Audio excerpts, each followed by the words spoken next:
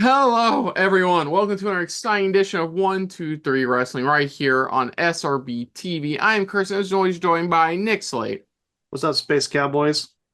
Yes, on today's episode, we are doing our predictions for the return of WWE Bad Blood 2024.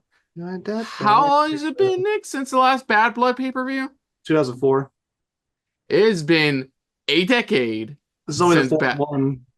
It's Yeah. only the fourth one. 1997, 2003, 2004. Now. It's possibly even been longer since Bad Blood had a Hell in a Cell pay-per-view match on it too. So No, it's been a while. every Bad Blood's had a Hell in a Cell match on it. Yeah, so like 20 years just I know honestly, this is a smart one to bring back. You know, you don't have to have Hell in a Cell every year with this pay-per-view being called what it is, but like I mean, if you do what they did, which we'll get into McIntyre Punk, I'd be all for it. Well, But Bad Blood, the term works because for the Halloween season. I would have preferred they brought Halloween Havoc to the main roster. mhm, I guess they want to keep it an NXT thing. But Bad, right. good other one, other choice for this season. Yes.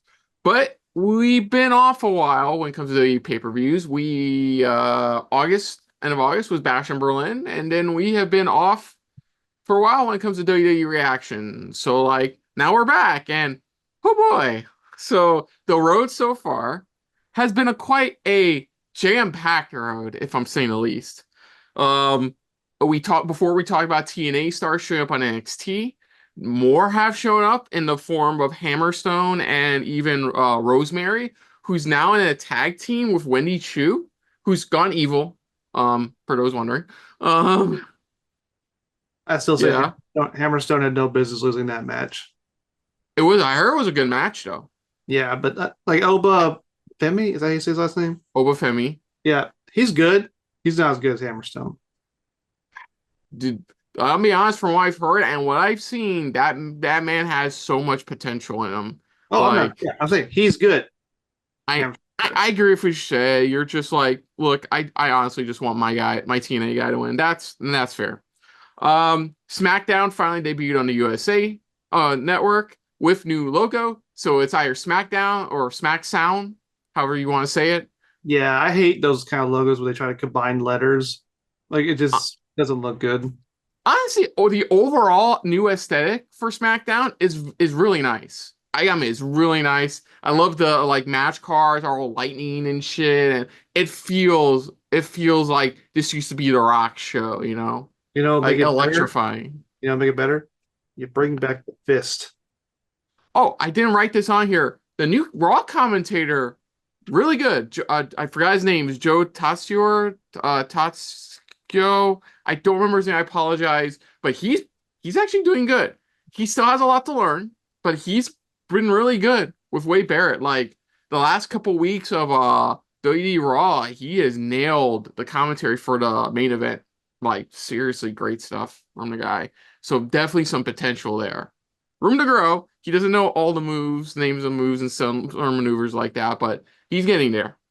Let's see what else. WWE, according to Wrestle purists, are extremely horny for wanting to get Daniel Garcia. Yeah, I'm sure they Um, are. I'm sure they I don't are. blame him. Daniel Garcia Have you is a seen that? CO. That's I mean, have you seen that dance? Mm. he is a CAW that's primed, ready for NXT. Um, uh, as of this recording, we're recording this before the CW premiere of NXT, but reportedly the Morrissey Machine Guns are set to debut tonight on NXT. No, Unfortunately, without their TNA themes. But speaking of themes, nice transition there. Def Rebel are apparently getting the boot. Their contract, once their contracts are up, apparently WWE is looking more towards licensed music can I for do? Can I for do? Can I do it? Like they were fired. we'll get into him in a sec. But yeah, not surprised. Fan backlash was very strong on Def Rebel. They have had maybe two decent entrance themes, but even those entrance themes are this is just flat out community like wrestling community rumor that sounds like they were AI generated. They which I'm probably like, I mean, they probably were. whatever. It is what it is, and like now they were. I hate Death Verbal. I'm just gonna say it. I was trying to justify them, but let's be honest. There's a lot of really bad Death Verbal. Like just bring back some CFOS stuff. Like work out that licensing agreement better. That was it, because that's the reason they dropped CFOS was like like they didn't realize the agreement they made for with CFOS in terms of royalties. So Uh, like I would work on a new royalty agreement with them to bring back some of the WWE things we did like, we go. No, let's go back further. Just bring back Jim Johnson. induct Jim Johnson to the Hall of Fame. We should. Lucha Bros. I don't think we mentioned this, or we did mention Lucha Bros were said to have been going to WWE. Then that was kind of shot down. So for a while, it was kind of shot down that they had not yet signed, and they're still technically signed to AEW. And then recent news has dropped that no, they do plan going to WWE, but AEW, being the petty bitches that they are, tacked on injury time to Ray Phoenix's contract.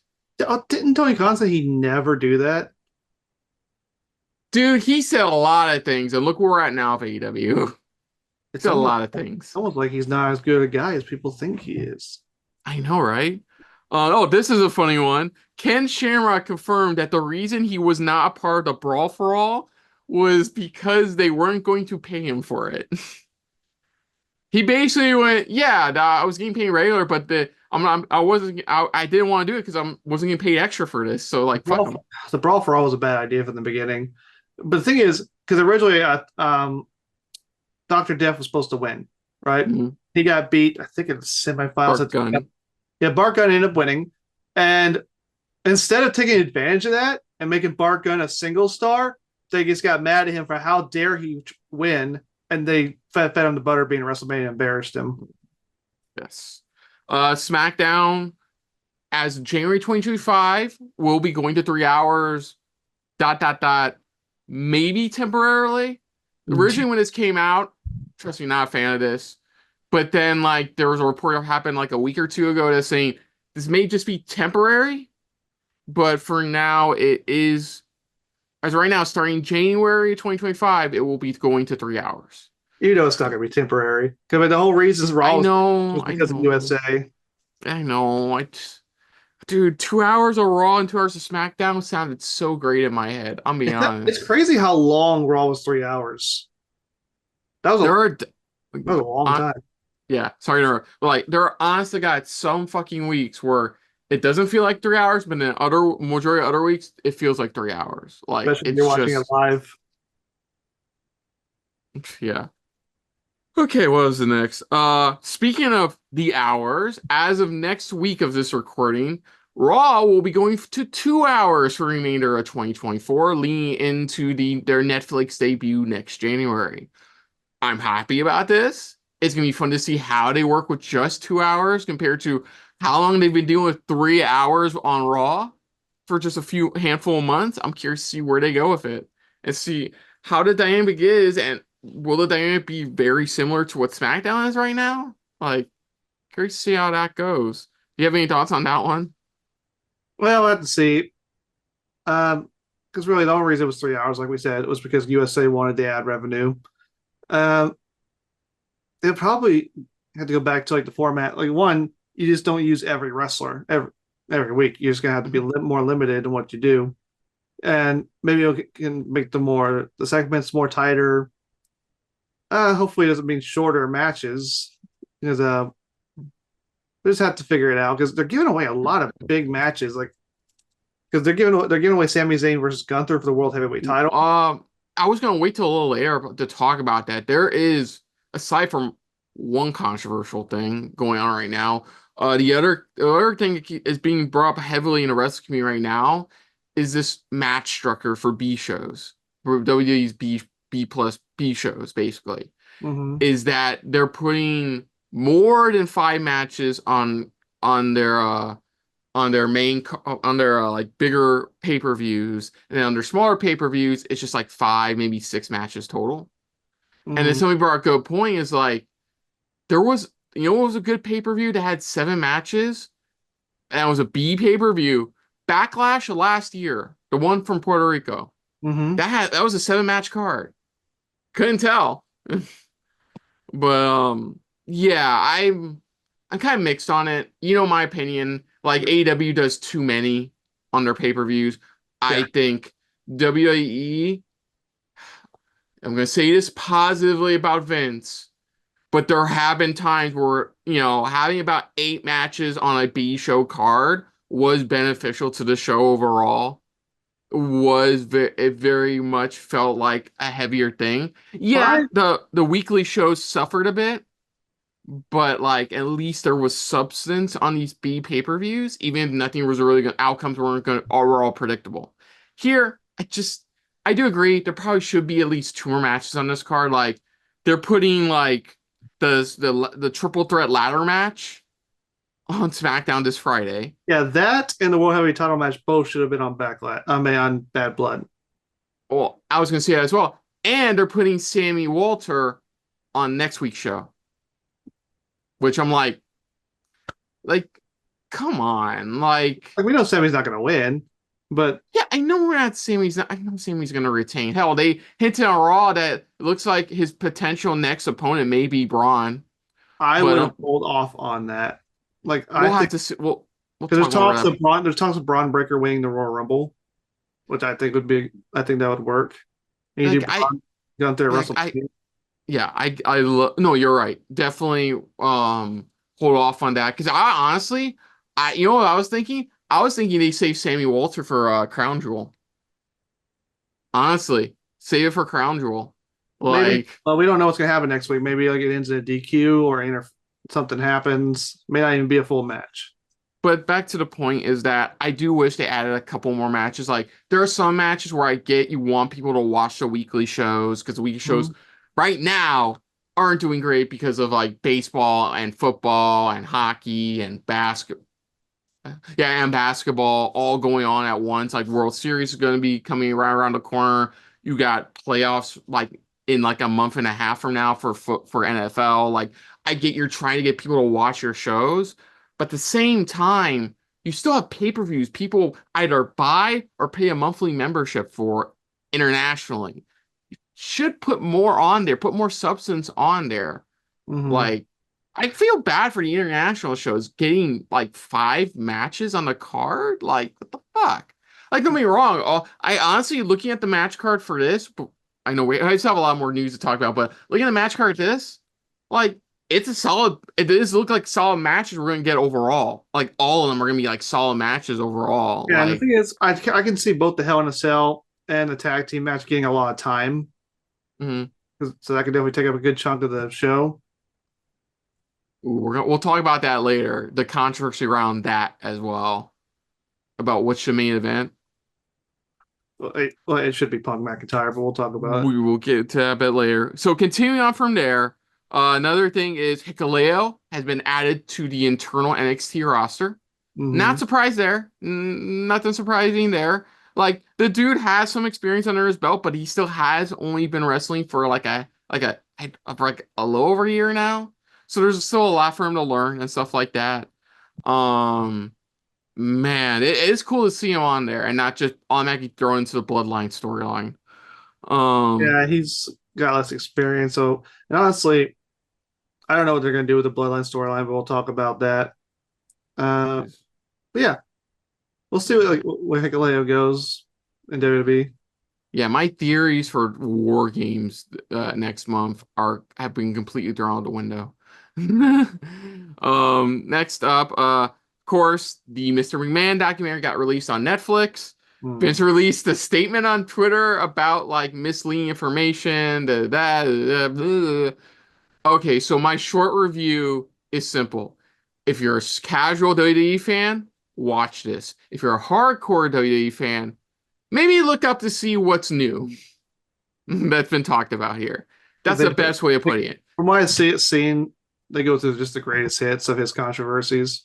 Yeah, that's what I expected. Even the producer of it was like we really didn't have an ending for this. Like before the allegations came out, like the January allegations came out, like we didn't really have an ending for this. Like it was gonna kind of like end flat. Like I'm like, that I fucking I sucks. feel like it should have been. They should have waited until we see the results of this of the whole thing, because we don't know how it's going to end. It could end with Vince being 100% proven guilty, or it could end him not. It could go out. It could be either way. We don't know. As for my own thoughts on it overall, I think it's good. I think, like you said, yeah, it's basically greatest hits. But there's there honestly is some fascinating stuff about like Vince's mindset. Like we know the dude's had a bonkers ass childhood. He had a After that, everything else was just out the windows, especially during his Mr. McMahon character phase. But like, man, it's definitely worth a watch. But I would suggest only watch if you don't know a lot about this stuff. Because if you've seen any Dark Side of the Ring, you've probably seen this. If you've been part of the Dirt Sheets for the last 2 decades, you've probably heard a lot about what they're going to talk about here. But I still think it's good. Like it's still well done. Like it still has the he says something, then somebody chimes in to counter argue it. Like I think my favorite moment is the WrestleMania, what was it, 3 attendance record. It's funny how they do it. Vince says how much it is. Bruce Pritchard says what it is, and then they straight up go to Meltzer, who gives the more accurate attendance record. That was funny. Like they brought that hack on there. Meltzer? Yeah. Okay, look, Meltzer. What I don't mind Meltzer here because a lot of what he's saying is true, like factually true. Yeah, it's not like current Meltzer where it's like open mouth insert foot on news you bring out to the world. It's more like Meltzer has never known anything. Like he's never been a real insider. He's never been in the business. He knows nothing about wrestling or television. He's always just been a fan who somehow got a big platform. I think the most baffling thing for me is the confirmation from Vince that yes, there was a thought of doing a he makes Stephanie pregnant angle.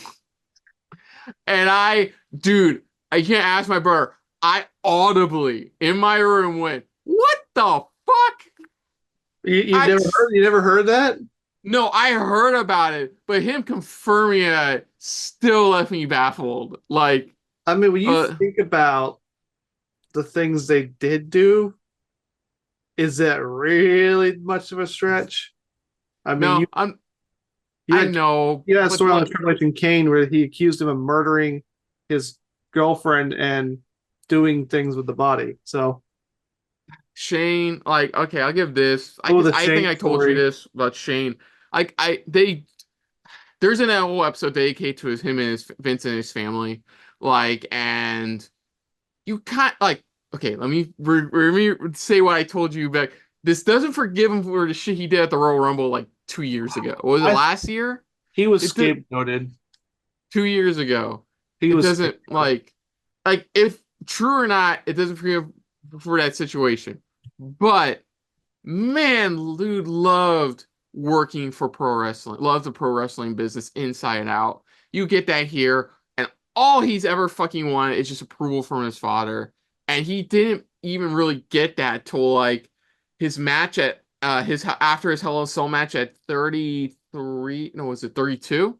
Yeah, it was 32. At 32. WrestleMania 32. Like, man, this dude went through hell. And he made it his own. He made everything he did his own style. Like the King of the Rings match against Angle, the Hell in a Cell dive off the top of the fucking cage, like all that. His matches with Tess and Kane. He's had a lot of great matches. But all that he did for just to prove that he is somebody who's best for the business. And somebody else, I don't think it was Meltzer. Somebody else brought up a point. It's like you could tell he really wanted to take over the business after when Vince did officially retire. Like he really did want to do that. So like the TK Shane like stuff about what they talked about, I'm like, I can believe that a bit more now. Like they just talk about loving wrestling. Okay. And yeah, that's the cool. Whole thing with the whole storyline. Of course, they had Paul Heyman tell the story because the knife thing. I'm like, Why does that not surprise? That's the part that did not surprise me. Doesn't that sound like something out of a mob film? Yeah. Uh, I mean, Vince, the way Vince was brought up was very much like how someone in a mob family would be. Like, you want it, take it from me. And oh like my God. and you see from Vince's perspective, he wanted his son to basically take it from him the way he took it from his father. He wanted him to like, because from Vince's perspective, he wanted Shane to want it that bad to the point where he, from Vince's perspective, earn it. I think another fair moment is the guy who was originally investigating WWE for like their like steroid stuff, the slap, all that shit. And Vince talks about how this guy is like, I don't know. I think this guy just hated me. And then cut to this guy, I think saying has my favorite line of dialogue in this documentary. Goes, the guy is a psychopath. It sounds something like the guy is a psychopath. Like he says something like that. I don't remember because I forgot. It's been a couple of days since I've seen it, but like he had the best line. But yeah, that's my thoughts on The whole thing with documentary. Vince is when you look at what Vince did, like Vince, nobody had done what Vince did in the early '80s when he took over the WWF. You to do that, you kind of have to be a little crazy to do a lot of the things he did, the risks he took. Like, it doesn't excuse his behavior or who he is as a person. It's just saying in order to do some of the things he was able to accomplish, you kind of have to be a little nuts, don't you? But yeah, that's my thoughts on the McMahon documentary. Watch if you want. You don't have to. You don't. Just people who have done like lists of the new stuff they talk about in there, so you can just probably go online and find those. Next up, poor Minnesota. I was going to say one last thing about it. Oh, well, if you don't want to talk about it anymore, no, go on, going on. And we talk about the thing about those kind of documentaries is also hard to tell, like what is sensationalized. Because Vince claimed that they sensationalize a lot, which probably because the thing is he's had such a crazy life. It's hard to tell what was exaggerated, what isn't. So I don't know. It's hard to tell with that, especially with like Netflix. Yeah, probably. But like I said, how would you compare this documentary to a series like Dark Side of the Ring, like in terms of like how it was done? well, that's the thing though. As much as I would love to say Dark Side of the Ring is fucking great, you should all go watch Dark Side of the Ring. Let's not forget Dark Side of the Ring's gotten flack too for like the way they sensationalize certain aspects of the stories and stuff like that. That's what I'm saying with these things. Yeah, when you watch these kind of documentaries, it's hard to know who's telling the truth sometimes. You got to remember this one thing about documentaries. It is it's a one specific perspective a filmmaker has on a subject they're tackling. So if it's the slap heard around the world, guess what? We're gonna hear exactly what the documentarian wants us to hear about it. Whether it's factual, whether it's true, whether it's what'd you say, sensationalized. That's what it is. I think it's one of the reasons Jim Ross decided to stop doing interviews with them and didn't even want to do interviews for the Mr. McMahon documentary. It's one of those things where they either sensationalize or overblow, make it sound like we're overblowing what they're saying. Like, I love Dark Side of the Ring. I still got to catch up with it. I enjoy my time with it. But it's like you just said about documentaries in general. It's one of those things where it's just one person's, it's one documentarian's perspective on the situation. If you want to, I hate to get slightly political here. It's like with politics. If you want to understand what's really going on, you do the research yourself. Don't let somebody tell you do the research yourself. That same goes with documentaries. If you want more history on it, you go online, you see what people have said about it, you get your own thoughts on it. Okay, documentary out of the way. Completely out of the way. Talking about documentary. I'm tired of talking about documentaries. SummerSlam 2025. Unfortunately, poor Minnesota. At first, they were giving this consolation prize. Hey, you're going to be the first two-night event. 2 years. You're going to be fucking great. And then apparently Joyzy showed up and went, hold on. Can we do the two-night thing first? And WWE went, sure, why not? So yes, SummerSlam 2025 has been confirmed for MetLife Stadium next year. It will be the first two-night SummerSlam event.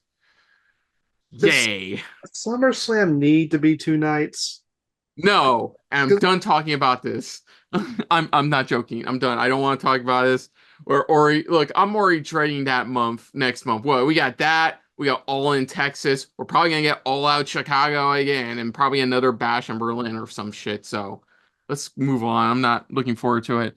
Next up, on the brighter side of things, we do now officially know, because we know reportedly Indianapolis was confirmed to be having its own SummerSlam, WrestleMania, and Royal Rumble. So it looks like the first off that list is the Royal Rumble, as it confirmed that next January's Royal Rumble 2025 will be taking place at the Lucas Oil Stadium in Indianapolis, Indiana. So in February. in, in February, that's the other thing. Yeah, Thank you. it's the The first first Rumble in February. Royal Rumble pay-per-view not to be taking place in January. Like, holy shit, they broke down SummerSlam. SummerSlam was always in July until a couple years ago. They started doing it in August. No, it's Like, been in August. Well, there, I mean, it's not, it's it more was frequently, August. so it was at the time it was more frequently associated with it being in July. Like, SummerSlam but was more frequent in August. Like there was one year they did go in July. It was the opposite. They were in July one year. it's weird. We were speculating this in our own group chat. Like, does this mean they're bringing back New Year's Revolution? Are they in beliefs that like maybe we shouldn't have a pay-per-view in January because we still have the Netflix documentary? Well, We here's saw, the thing. oh They kind of do need to have one in January because they don't do it in December anymore. You can't go 2 months without a pay per view. So yeah, either you do yeah, one in December or you do one in January. yeah. December they're doing something weird, which I forgot to add to my notes, which is this Saturday night's main event, which I But thought was going to be a pay-per-view. It's an NBC TV network special. that's what Saturday Night Main has always been. Well, no, that's no. We're talking about pay-per-views, is what I mean. Yeah. Like, so this is you not doing a pay-per-view, but kind of doing a pay-per-view on TV, even though Saturday Night Main Event, like you just said, is more associated with being a TV network special. It's not.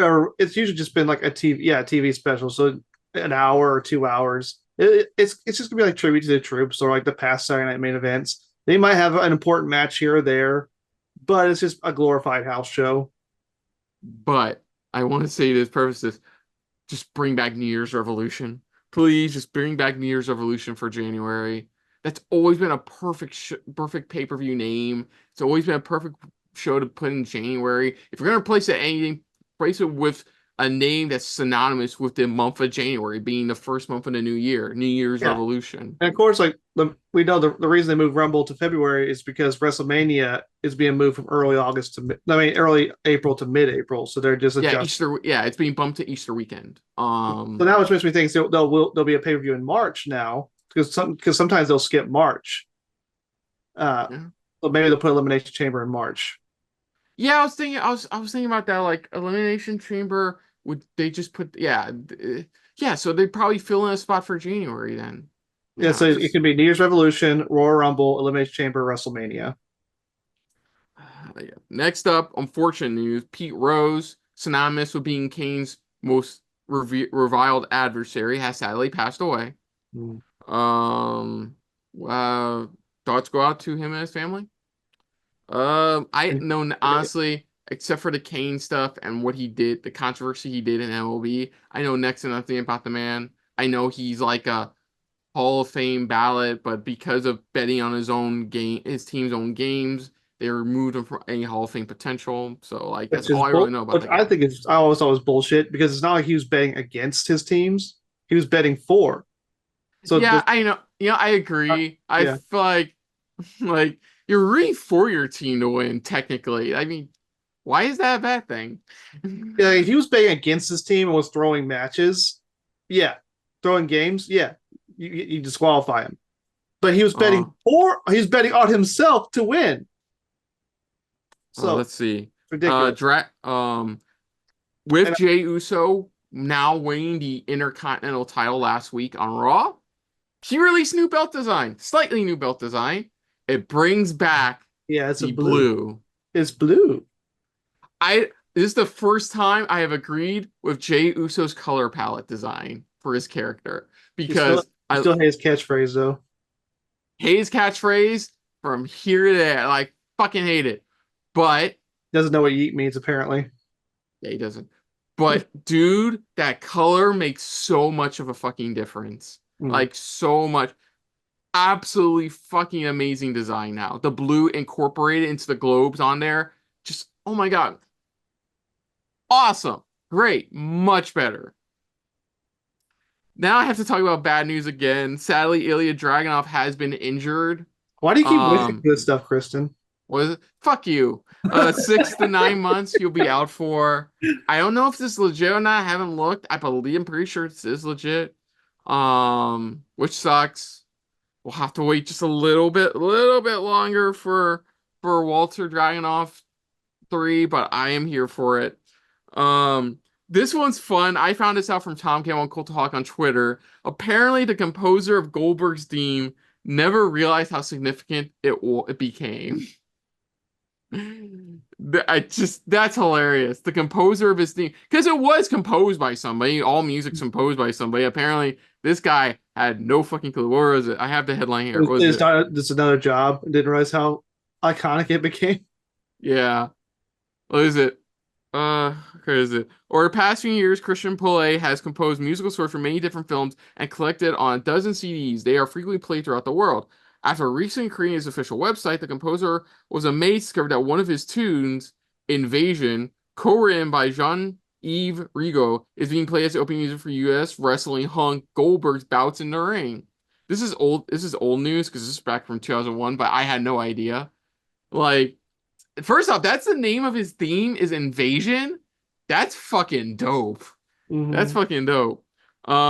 Yeah. It also features on Goldberg's Street video game. Nobody had approached Christian for his permission, and Goldberg is certainly ignorant of the origins of his new personal anthem. Chances are, had he known, Champion would have invited the musician of New York to congratulate him with a muscular bear hug as finally tuned his composer's own piano. That's hilarious. That's just This is it's this is back in 2001. yes, this was back in 2001. Like the Okay, that's composer. not as bad because I thought he just discovered it No, now. no, no, no, no. Sorry, I should have elaborated. This was back in 2001. I just didn't notice. This was a fun fact I discovered today. Because that's only a Uh, few years. Like if he didn't realize like the past 20 something years, then that would have been something. Okay. I know this is kind of WWE, but considering who's in the match, I cover it here. It has been confirmed that Dolph Ziggler, I don't fucking care, I'm calling Dolph Ziggler, will be defending his TNA World Championship against Joe Hendry Say his name and he appears. at, I at believe in Joe Hendry. You make it. I don't know why that your clap's not registering on Zoom for me. I hear your voice, but all I hear is you doing this. That's it. That better? No, I still can't hear it. Don't stop. Look. I'll do it. Look. There. I don't hear it. I don't hear it. That's weird. That's weird. Yeah, cool. This has to be it. This has to be his Hendry's time. Like, give him that run. Okay. And a quick little side on some important Raw stuff. Rollins returned last night at the end of the last Monster Standing match, which was really fun and ridiculously stupid, as one is to expect. And like he returned because as they were getting up, because they did the spot, Mm. ring collapsed. Yeah, it gets less impressive every time they do it. I like it this year because they had the steel steps in there because he brought it in earlier. Mhm. As he's slowly getting up, as the ref's counting, no entrance. Rollins runs in, and as Reed's head's right here on the top of the steps, curb stomps Reed's head. Strowman's able to get up and able to win the match. I thought that was a nice fucking touch. Mhm. Miz turned heel again. To the surprise of absolutely nobody. Turning on R-Truth during their tag match at AOP by kicking R-Truth in the head. And Xavier Woods seems to be slowly turning heel as well, Yeah. having accidentally gotten a victory over Rey Mysterio, by unintentionally removing his mask and giving him a roll-up pin.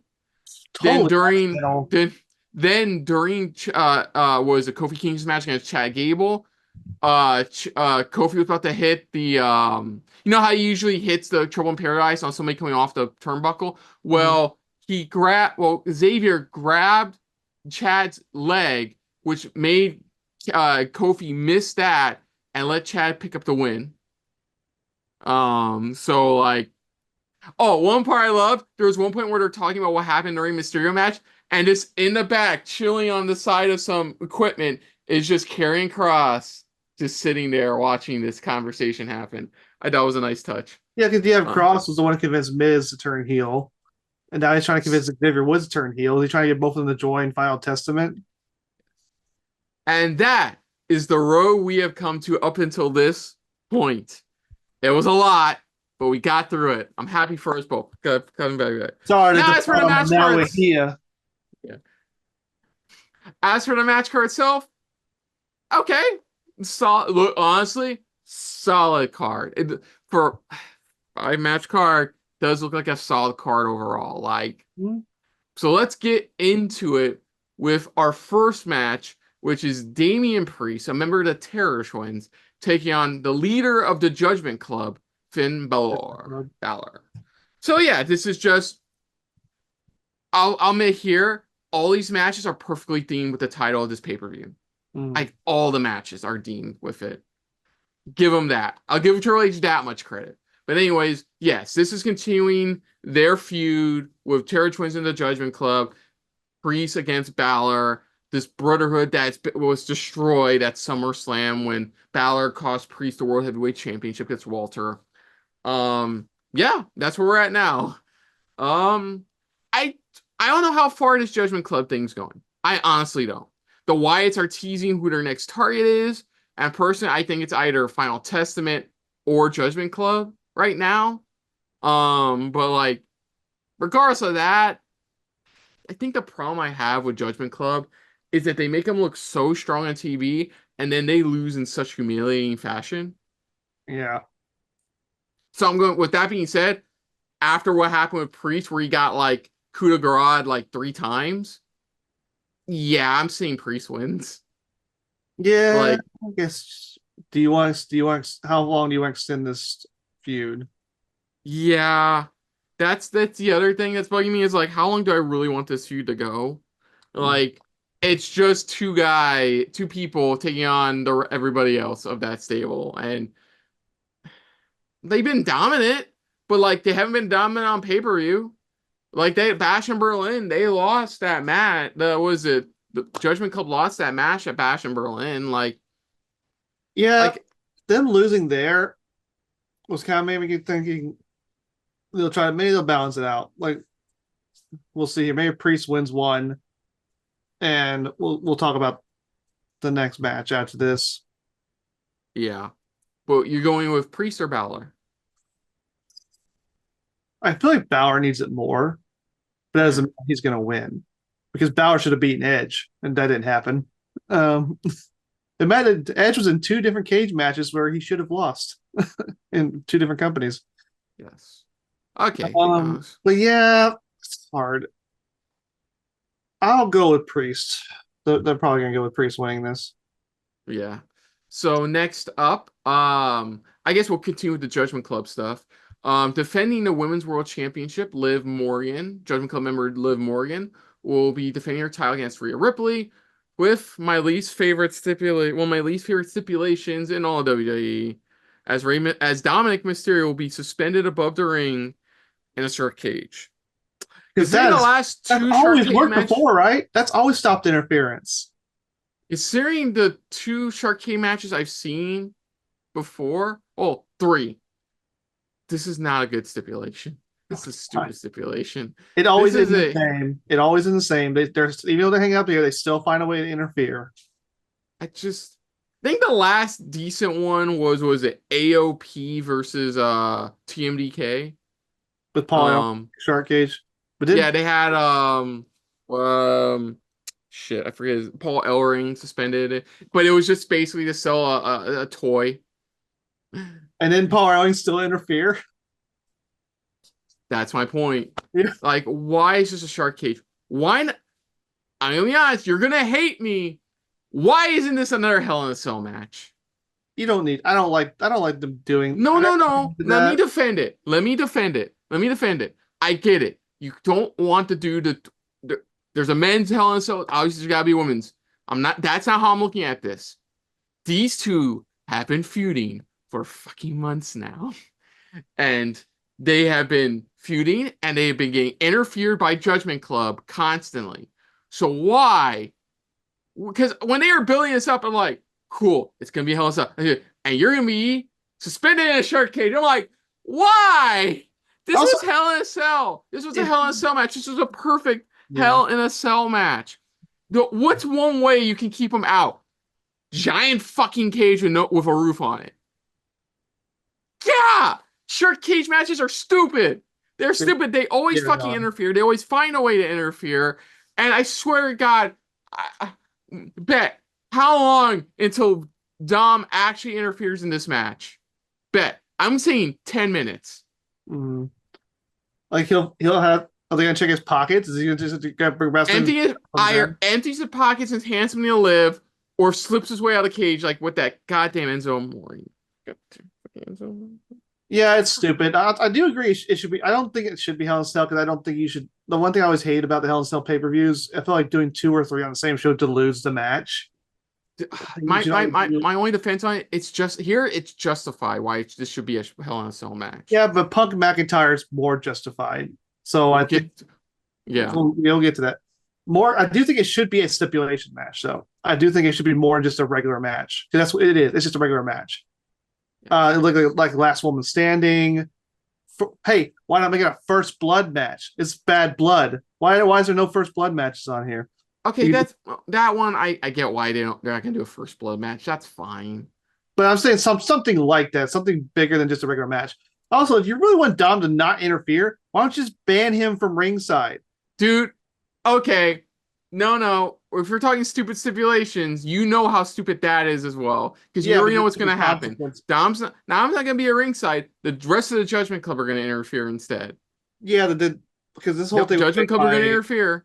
They're still gonna interfere here. That's just as stupid, if not, that's nearly as, if not as stupid as like the Dom Shark Cage match. yeah, it's always stupid because they never enforce it. Because as you say, if someone's banned from ringside and they even step out, that should be automatic disqualification. Like If Dom decides to start oiling himself off to get out of slip out of the cage, I'm getting up and leaving the reaction. I'm not even fucking kidding. Like this, I think it's um, gonna be a good match. I just think the stipulation for it is stupid.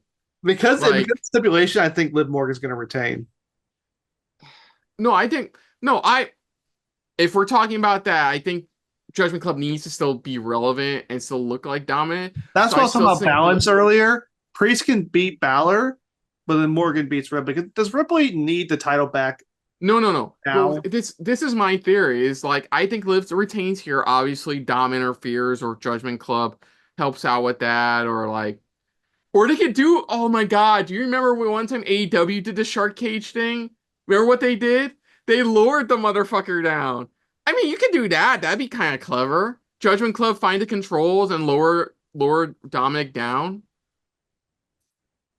I mean, ref knockout, referee's discretion, whatever. Like, dude, I'm trying to justify this being an entertaining match and not me rolling my eyes at another shark cage match. I'm sorry. The reason it's so stupid is why even bother making it a rule? It is if they undo the rule and they don't face the consequence for it. So like, shouldn't Adam Pearce like if you It's interfere, lit, you're dude. suspended, you're fined, you're this or that. You're literally describing the foundation of Punk McIntyre feud. I know. But anyways, no. We both agree, live to retain. I'm gonna go with retaining Because because I think she needs it more. I don't think Rhea needs a title. She had a very long title reign. I don't think she needs it back yet. And I think Liv should instead eventually put somebody else over. Maybe Lyra Valkyria, or I'm trying to remember who else is on the Raw roster. you know what's sad? I kind of disagree with that. You know what I think's gonna happen? Because remember, Rhea's not the only one that has beef against Liv. Who's the other person who we haven't seen in a while that has one female wrestler we haven't seen who has beef against Liv as well? I give you like one clue. She has red hair. Oh, Becky Lynch. But I didn't figure she'd be back anytime soon. Well, I mean, she's been away since like the end was it the end of Yeah, May? I was So gonna like, say if anyone needs a title back less than Rhea Ripley, it's Becky Lynch. She doesn't need the title at this point either. well, I I could see her winning, or I can see her be showing up for like a potential crown jewel match. You It know, depends how long she wants to be away. I figured she'd be wanted to be gone for like I was figuring she'd be gone for at least a year. Like I didn't think like well, only a few months. like honestly, I do like the earliest I see her coming back is Royal Rumble. That'd be a great way to come back is at the Royal Rumble. No, but no, yeah, no, obviously live to retain. Continuing on with our women's championship matches, and also the fact that we only have like only a few more matches to talk about. Nia Jax defends her women's championship against Bayley. Now, in a weird stipulation, both Bayley and Naomi were put into a tag team match against Nia and Stratton, where where if Team Nia won, one of the members of the other tag team would be moved to Raw.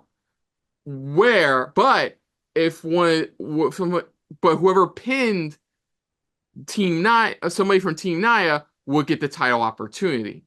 Mm-hmm. So they did the whole chicanery thing where both of them did a pinning predicament on the opponent on Nia, and so they has match a week later determine who would go on, and it was Bayley. So we're just running it back from SummerSlam now. I just felt Uh, like they were just stretching out. Like they just took the long way around to get to there. Because why didn't you just have a number one contenders match between the two to begin with? but And of course, because of all of oh, go on. you knew when it was a tornado tag match, they were going to do that spot because then they're both legal at the same time. But because of Stratton not doing anything to protect Nia from her opponent, Yes, choked. Nia heavily threatened Tiffany Stratton on SmackDown. I saw that. SmackDown. Sorry, SmackDown. Smackdown. Stratton kind of gave that look. So, this is my two-part question. Who wins and does Stratton cash in? I definitely think Stratton cashes in. I don't know who wins though. I think it'd be more satisfying for her to cash in on Nia. But then does that make Stratton a face? Because she's a heel, but then she's being bullied by Nia. And if she gets revenge on Nia for cashing in, doesn't that make Stratton a face? I And could see, oh my God, this is gonna be stupid. Don't get mad at me. I can see him pulling the triple threat thing. The triple threat oh, I cash hate in. when they do that. The It triple never threat makes any cash in. sense. That never makes any I sense. can see her being down.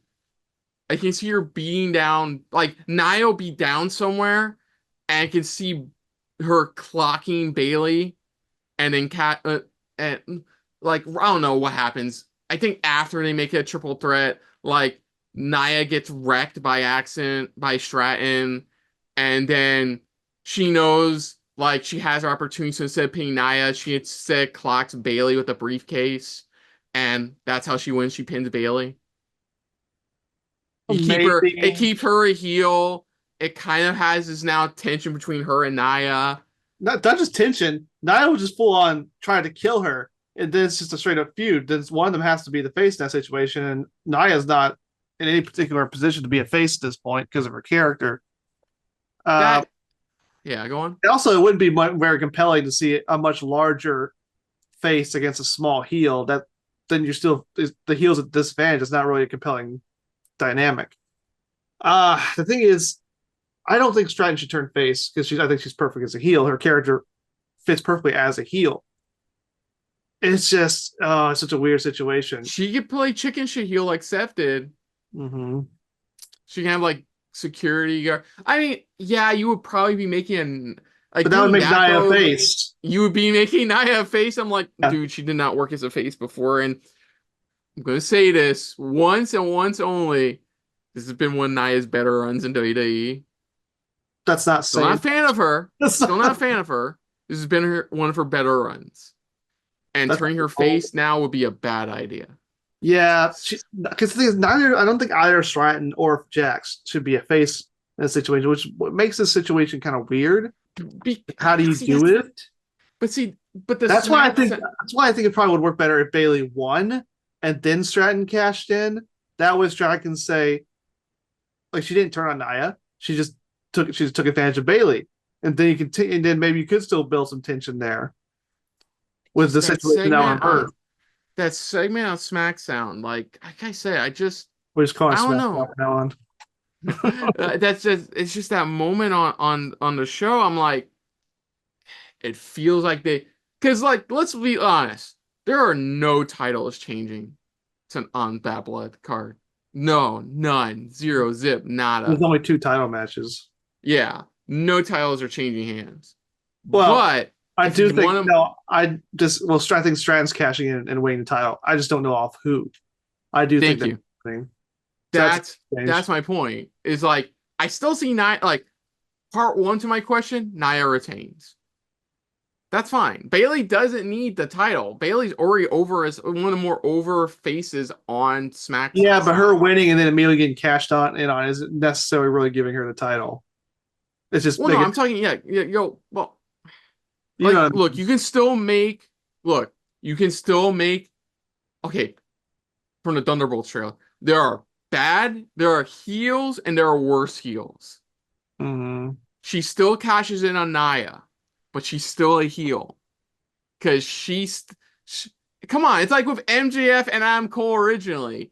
You knew they were gonna one of them was gonna backstab each other eventually, and this is it. We've been waiting for this to backstab to happen. Strag can stay a heel. She can pit a chicken shit heel against Nia's ferocious heel. Like, you still make it work. Like, and you still have maybe Bailey involved somehow, just like poking the bear, or in this case, poking the Nia. Like, Yeah, but I don't see how that they don't go in the direction of making Nia the face then, because she's the one who gets, even though she's the one who threatened Stratton, has been essentially bullying her. She would still be the victim in that situation of being backstabbed.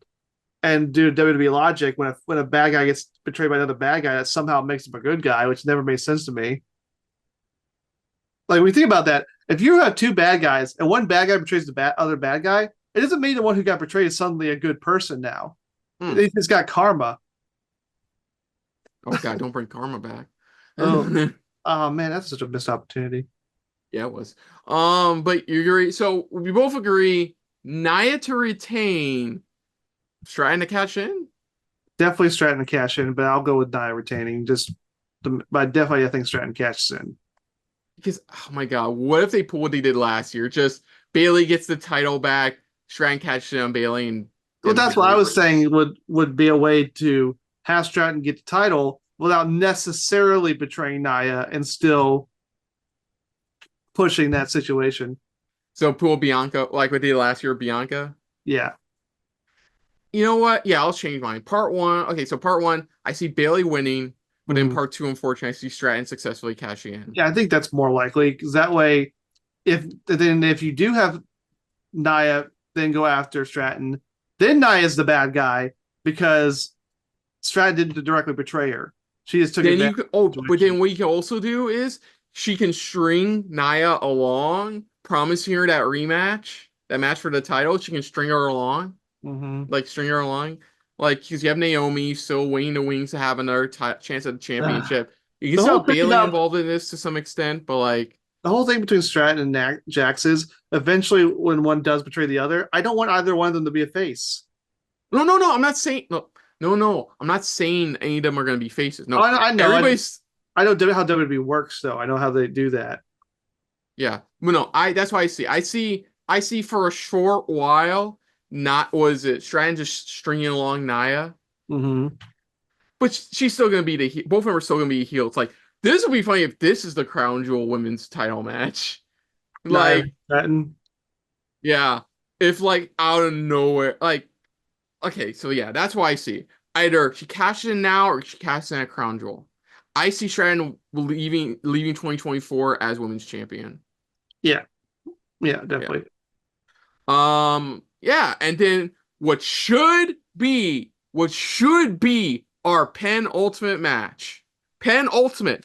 Penultimate. Look at it in the dictionary. It's the thing before the ultimate thing. Penultimate. That's where Don't you the know? word comes from. Oh, you mean it's not a double main event? Penultimate match of the evening as Cody Rhodes teams up with his feudy McFeuderson rival and Roman Reigns. Uneasy alliance takes on the Bloodline 2.0 Solo Sikoa and Jacob Fatu. So Samoan werewolf. yeah. So Roman showed up. Roman Roman helped Cody retain at SummerSlam. Since then, Roman's been trying to get the Afu Loa. I apologize if I butchered that. The tribal necklace that he wore to call himself the tribal chief. Been trying to get that back. And then Cody got involved again, even though he said he was gonna be done with it. And now Nick Aldis set up this match, which they eventually both reluctantly signed a contract for, and now we're at that. Though there was a good directed segment from Paul Heyman where they're Yeah, sitting in the middle of the Georgia Tech Stadium. yeah, I watched that segment. It was really well done. Really well produced. Apparently, it was Paul Heyman and oh my God, it was that dude from they grabbed from TNA that worked on the Hardy Compound match stuff. Jerry Borash. Yeah, apparently he was involved with the production of it as well, which you can kind of tell. But like, love that. I am the Love. storm. I am the storm. It's like this, like saying like this may be your stadium, but this is my city. Like and Yeah, like eventually they found like an actual neutral ground between the two of them. it was very well produced. They came to a mutual agreement. Of course, KO not exactly happy about it though. He has not still have not been able to give his thoughts on the situation. Randy Orton being fine with it, but telling him to tread lightly. Kevin With Owens, Roman. Kevin Owens has never learned to take a chill pill. Yeah. And that's where we're basically at now. So I my prediction now is mhm. it's Bloodline Civil. It's gonna be War Games. Oh, God, I can't believe this word's coming out of my mouth. But it's gonna be Bloodline 2.0 versus Cody, Roman, Kevin, and Randy. I No, feel like that's where they're not what, going. actually I don't.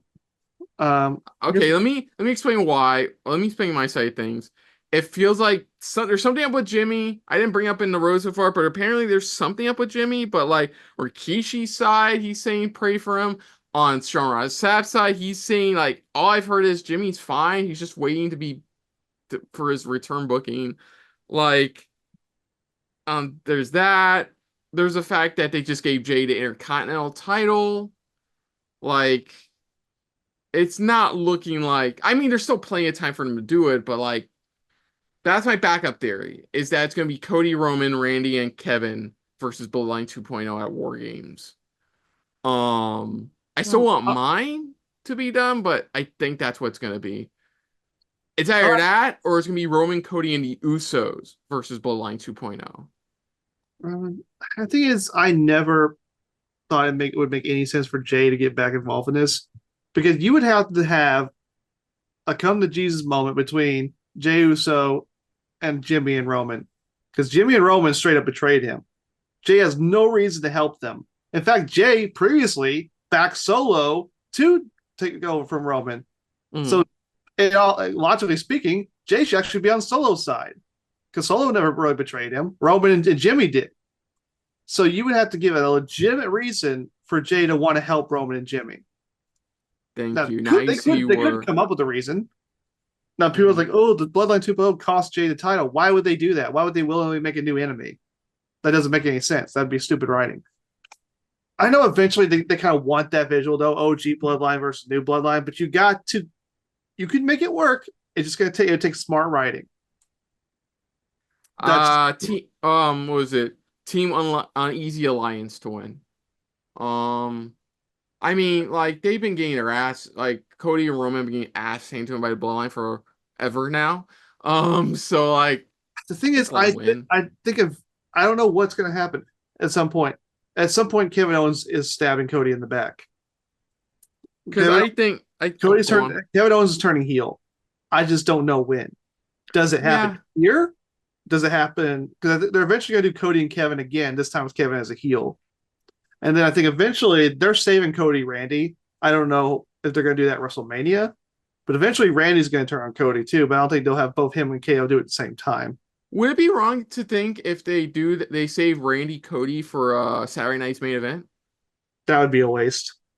I mean, it's too Cody late Cody tonight. Randy is years in the making.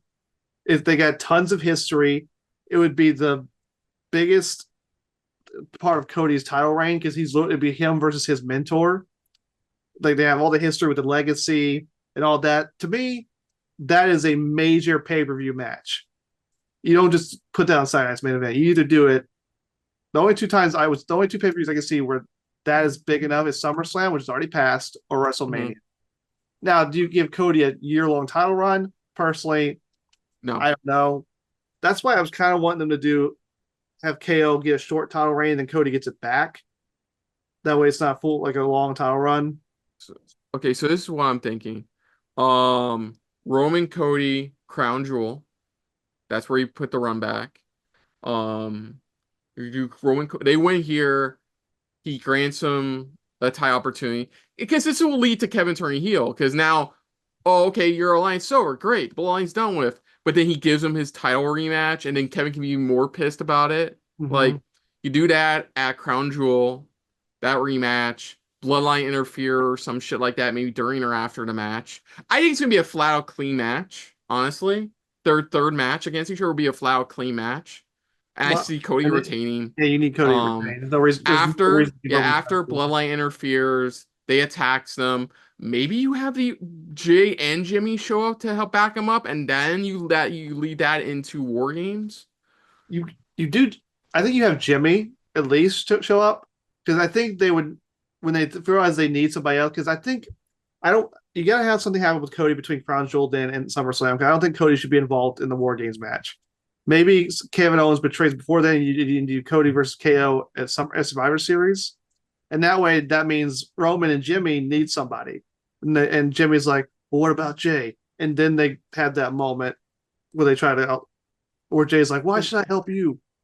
but And you here's the thing, get, I still think you're gonna hate me. I still think Randy Cody should be on Saturday Night's Main Event. yeah, I think you it's a need a waste. marquee match for That's people to too big. watch. That's too You big. need a marquee match for people to watch, and that's do like you do it either in December or you do it one of two different ways, or you do it one way in January, which would be fuck. Netflix was it the first week like Raw like SmackDown's 3 hours. You do it there. Big premiere episode. You do it there. Or you save it for the Royal Rumble. Royal Rumble would be the earliest I would do it because at least it's one of the big four. Yeah. But Um, see, but the problem with that is we don't know how soon afterwards is Elimination Chamber. I just want Cody out of this storyline. I want Cody out of this bloodline storyline. I don't care if you You choose. know, dude, we both know. We already know this. We're waiting. We're in still in the Rock Roman waiting room. Cody's still in the Rock Roman waiting room. Like, there's nothing we can do. We just gotta see what they go from here. Like, maybe okay, maybe look, what about this? You do KO Cody 2 at Saturday Night's Main Event. Yeah, that would work. There you go. You do it there, Mhm. but I'm sorry, I hate to do this to you. I hate to do this to you, but we do Randy Cody on the premiere episode of SmackDown. On 3 hours SmackDown premiere episode. That would be a total waste. That would be a total It waste. would give fucking people watching. It's Yeah, you get a temporary ratings bump at the expense of an look even at bigger well, payday. we were just talking about before, but Like we still this stuff I give AEW shit for is waste. Is like they're doing Will Ospreay Ricochet on free television. okay, that no, okay, I'll justify that. That's the fifth anniversary show. That's fine. That's actually something they're marking as a big episode of AEW. I feel like it feels like I every know week what of I'm Dynamite is a special episode.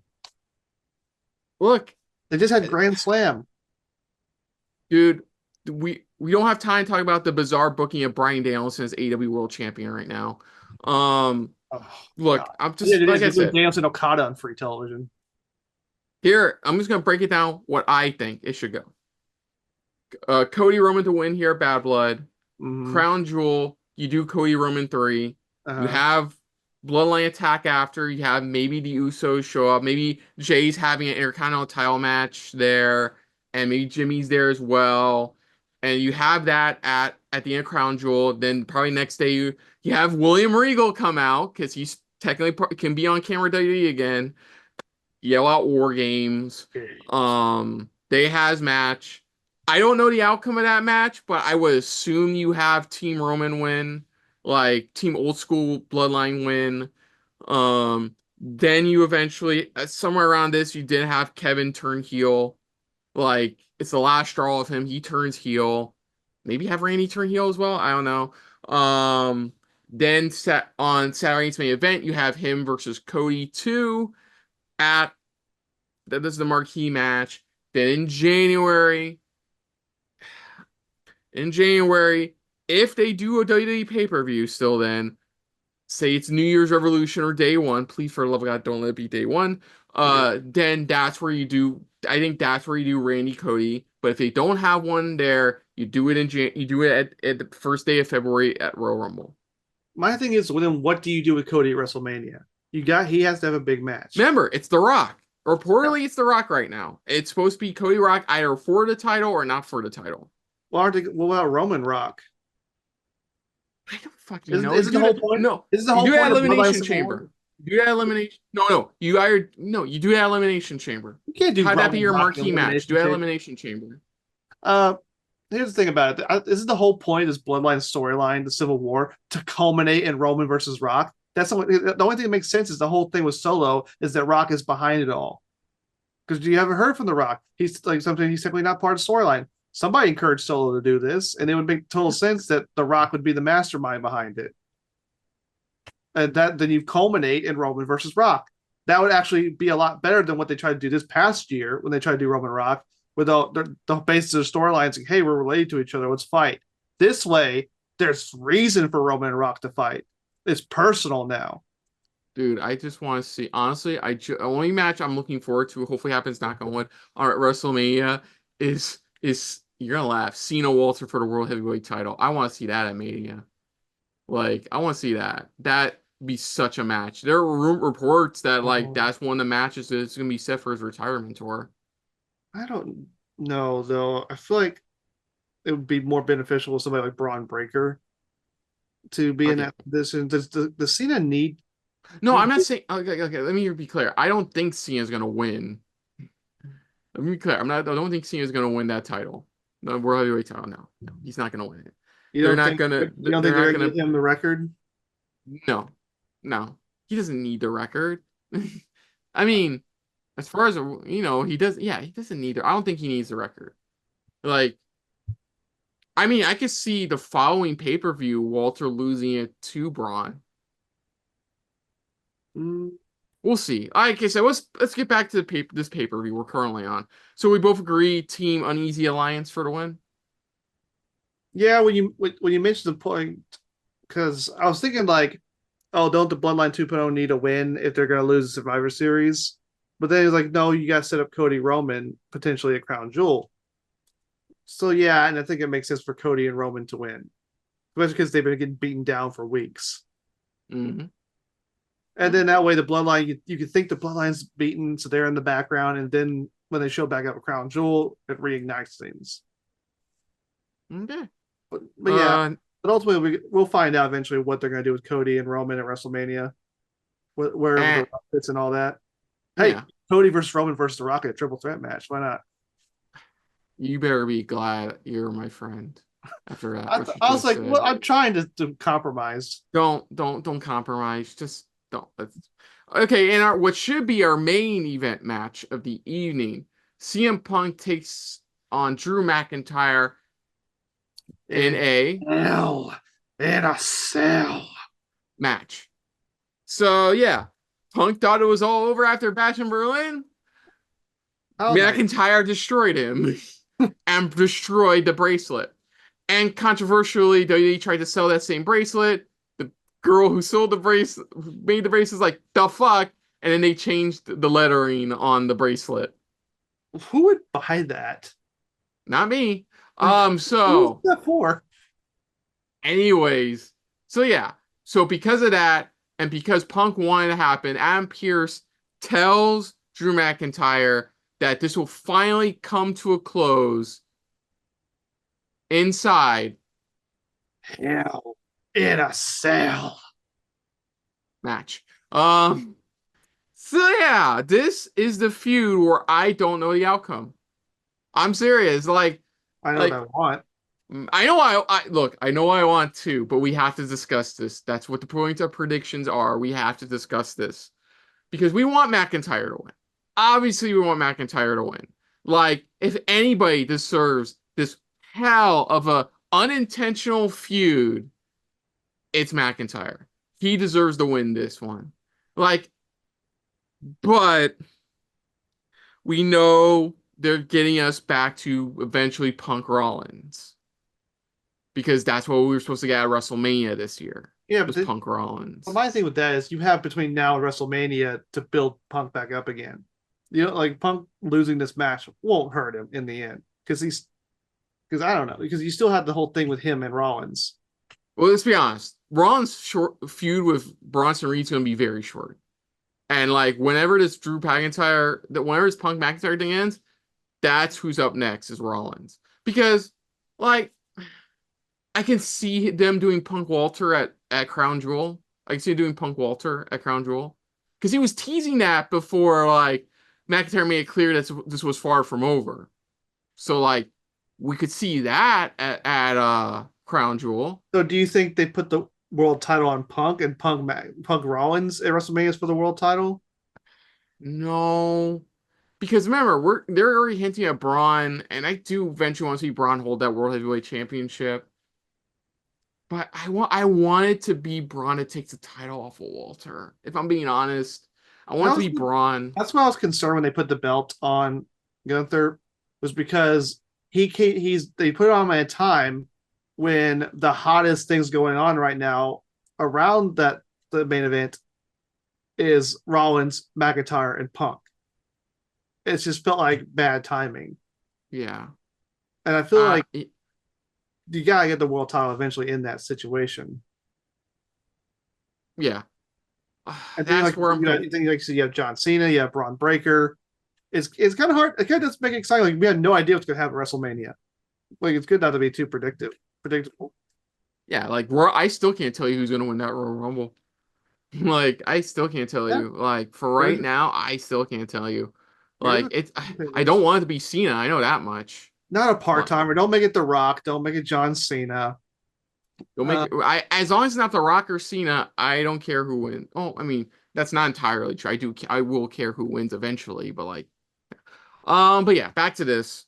It's kind of difficult to say. I know, like, you want Punk to be because they're considering him the face in this situation, but at the same even though he time. shouldn't be.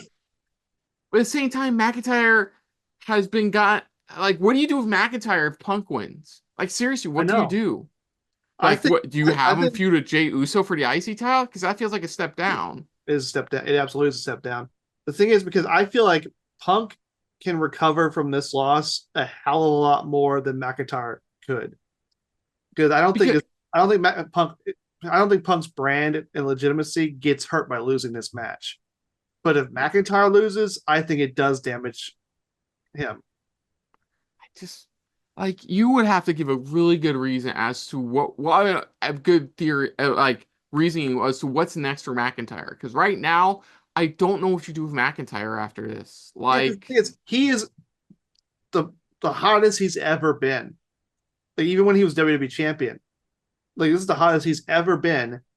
And do you really want to waste all that momentum? I just I don't know. There's you know what's great when we're discussing this? We're having so many people that could face Walter for the World Heavyweight Championship, and that's a really good thing Yeah, here. So for example, McIntyre wins here, he gets that momentum, he gets that drive again, and he challenges Walter at Crown Jewel for the World Heavyweight title. Like a title he technically never truly lost in a fair fight. yeah, but I Like don't know. Personally, what I would do, because I know you want Gunther to be world champion at WrestleMania, but I feel like a bigger match would be a triple threat between Punk, Rollins, McIntyre for the world heavyweight title. Whoever is, and I think maybe you have Punk be the guy going in as champion. That way, if and then McIntyre pins him. I Um, don't know. It sucks. This is the problem I was telling you about we're having is that I, either these guys could win. Like this is the one match where I can definitely tell you this could go either way. Because I think whoever wins here is definitely eventually facing Walter for the World Heavyweight title. Because that'll be the next step for them with that momentum is go after a championship. Yeah, Like because you, if and no offense to McIntyre Jay, it wouldn't be wins, Intercontinental. if McIntyre wins, he's like up here. Like you can't, like you said, you can't go after Jay. Can't go after anything else. Hmm. But the thing is, right now, Gunther's a heel, and so is McIntyre. So it doesn't really work. At least Punk's a face, technically. You know what you could do? You have McIntyre win, Punk giving like I don't want to say a sob story, but like a promo about not the promo he's usually been getting about never giving up, never surrendering, but you didn't have Rollins is still facing this when I say this. Rollins comes out and talks about how we've had enough of your bitching and moaning, Mm-hmm. like if McIntyre, McIntyre didn't finish the job, but I will, kind of thing. So you do Rollins, Punk at Crown Jewel. Maybe. See, this is what I hate about this. Like, I just want Drew to win. Mm-hmm. Like, Drew deserves it more than Punk. Like, He Punk does. can eat a loss in this feud because McIntyre be on cloud nine. You can do a bunch of different things with Drew with a win here. Like, just just let him win. I'm picking Drew. I know I should be going like I just my heart and head are just feuding with each other right now. Mhm. I'm saying Drew to win. I'm saying Drew to win. I think smart decision would be Drew because he needs it more. If he'd benefit from it more, and Rollins wouldn't be hurt. I mean, not Rollins. Punk would not be hurt from it Punk, yeah, Punkin gets kicked back. It's because like you whenever can use this opportunity to turn Punk heel and have him feud with Rollins. I mean I don't think they're gonna turn Punk heel. I He don't think basically they are. already is a heel. Dude, look, no, I don't think they're turning Punk heel. I don't have a good reasoning behind it, but I don't think they're turning Punk heel.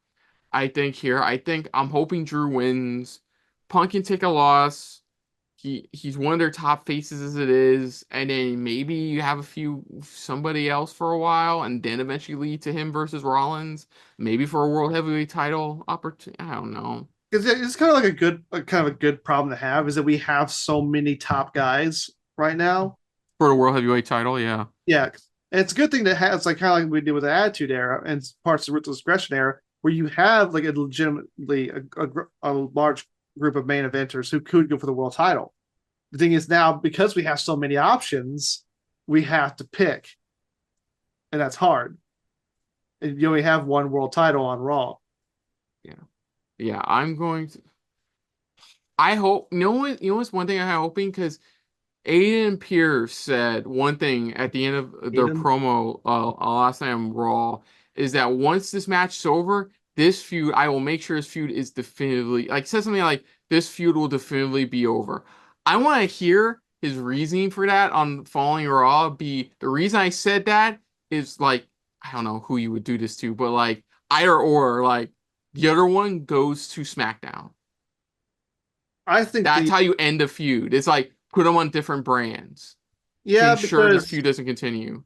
to me I think Drew would benefit from going to SmackDown because I feel like the rosters are uneven because one of the biggest problems with Cody's run is he Mhm. hasn't had many legitimate top villains to face. Like they had to turn AJ into a super heel. They had him against Logan Paul. Then they did AJ again. Uh, then they had him face Solo. Then a face feud with KO. Like the only thing that like they have the option now with Cody is to turn KO and or Orton heel. But if you where's well then does McIntyre get lost in the shuffle then also over there with Roman and Cody and all of them. Either way, Yeah, it's hard to say.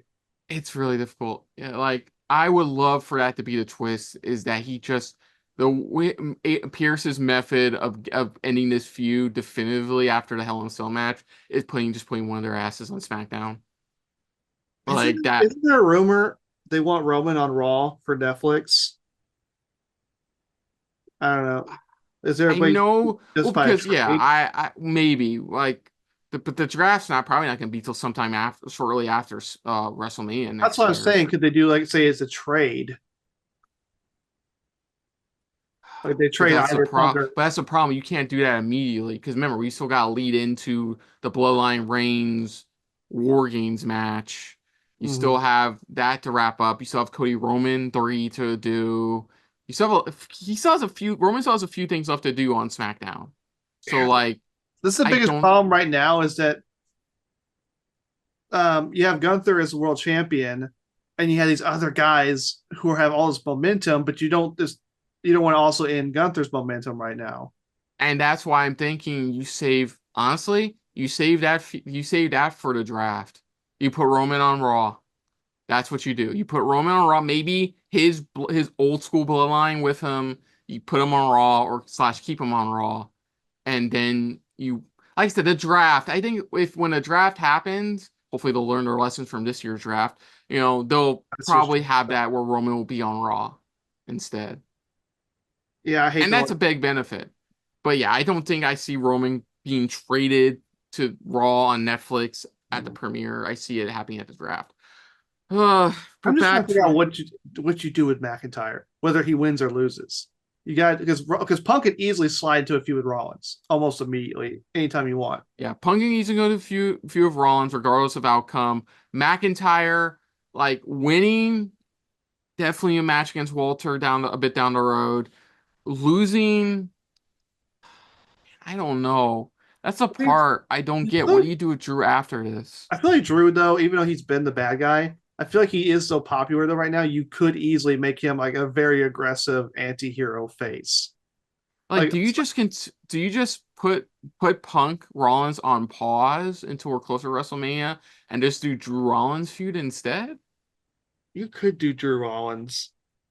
Um, but to me, I feel like Rollins. It would make more sense to Rollins feud with whoever loses because that would create the confrontation. Or you get I don't know. Yeah, Does Rollins really have any reason to really still be mad at Drew? Because he has reason to be mad at Punk. who knows? I mean, they Uh, could make reasoning. and Maybe also, if you maybe did, him bitch. Remember the bitchy money thing I told you they could do with Punk? Maybe it's the other way around. Maybe it's Drew bitchy and moaning about this company, and then Rollins is telling him to quit bitching and moaning. yeah, but if you do Drew Rollins, Rollins has to win that feud to justify his feud with Punk. You can't get in See the same why this is situation. difficult? Uh, Well, that's why I was I'm kind gonna of go with getting Triple Threat. McIntyre because I'm going off my original basis that I don't think they have anything really big for him after this match, and Punk could eat a loss and can keep on ticking, eventually leading to the eventual feud against Rollins. Mm. Yeah, so I'm gonna go with McIntyre winning. Yes, as well. We're going back and forth on this, but yeah, it's because it's hard to decide what they're gonna do. Well, it's because we're thinking more of the future Mm-hmm. outcome. Like, where are we going from here for like both these guys? Is Punk just jumping right into a feud of Rollins after Rollins is done for Reed? Is Drew going to jump right into a match against Walter if he went for a world heavyweight title and come up short again? Like, But that's the thing. If after all this momentum with McIntyre, you haven't finally beat Punk, he can't lose that kind of a match. You can't have lose the world title again. He would have like if you have McIntyre win here and then face Gunther, he has to beat Gunther because you just completely squander everything you did with having him beat Punk. you're right. Yeah, but you agree, Drew? Yes, true. Yeah. So what? Stupid question, considering what the match we just talked about is. What do you think is going to be the best match of the event? Punk McIntyre. Punk McIntyre? Yeah, I'm definitely going to go Punk McIntyre as well. But if I were to choose a match other than that, just for posterity's sake, Priest Balor has potential being really good. You know they're gonna pull all the stops though with that tag match. But yeah, I would say the tag match. Yeah. Yeah, I talked about it before, but yeah, there's a rumor that they are gonna make the tag match the main event. You But can't there follow but Hell in a even Cell in a tag match. even those reporting on it have said there's still plenty of time between now and the event for them to switch the Hell in a Cell to the main event. So You know what? To go back a little bit to that tag match, mhm. you could have The Rock come back around Survivor Series and act like he's on Roman's side, and then betray Roman at Survivor Series. Problem is we don't know when Rock's returning though. So Mm-hmm. Uh, Ooh, this is a long prediction show. well, to be fair, like Yeah, not like to be fair, like roughly 40% of it was like us catching up with like a month's worth of WWE news, like a full month's worth of WWE news. So yeah, that's gonna do it, folks, for our predictions. Damn, I've been up for a while. It's gonna do it for our predictions for Bad Blood 2024. So other than that, if you're new to the channel, you can hit the like button if you want to talk to us more about stuff like this. Comment down below if you want to share us around, share it around. And I feel like it's just a little bit more than anybody else when it comes to talking about Bad Blood. Let us know in the comments down below. Put down what you thought of our predictions overall. But most importantly, we thank you for watching. What are your guys' thoughts on Bad Blood 2024? What do you think is going to be the best match tonight? What do you think is the best moment of the night? Are you just as conflicted as we are with who will win the Hell in a Cell match? Put down your thoughts down below. Put down your thoughts of our predictions overall. But most importantly, we thank you for watching. Now, of course, Nick, aside from his channel, where can they find you elsewhere on the internet? Oh, you can check me out on the socials. I'm on the Facebooks. I'm on the Instagrams. I'm on the XX Twitters, babies. But go ahead, yeah, check me out on there. Cool. Also, you can check out our reaction wrestling partner Mo Brothers stuff on his socials at Afro Mobro. And of course, if you want to check out our reactions to the pre-WWE pay-per-view, which was Bash in Berlin, you can check it out right here on our channel. Or if you just want to check out our just last pay-per-view reactions, we also have the All Out 2024 reactions up. And whoo boy, what a match that happened during that. But until next time, though, I'm Kristen. I'm Nick Slade. And this has been a very hell-filled episode of 1, 2, 3 Wrestling. And we will see you guys later. See you, Space Cowboy. Hey guys, thanks for watching. If you want to check out any of our previous reactions, as well as one of our other SRB shows, check out one of the playlists down below. And if you want to check us out in the social universe, you can find us on Twitter and Stardust at Super React Bros, as well as on Facebook at Super Reaction Bros.